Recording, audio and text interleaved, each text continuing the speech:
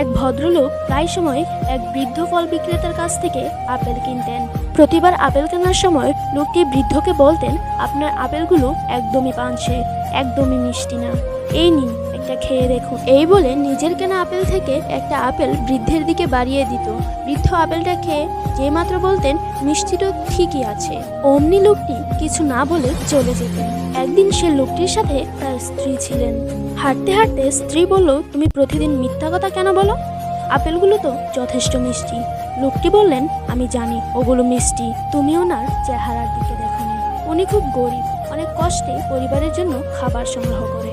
আমি তাই প্রতিবার মিথ্যে কথা বলে নিজের ভাগের একটা আপেল তাকে খেতে দিই।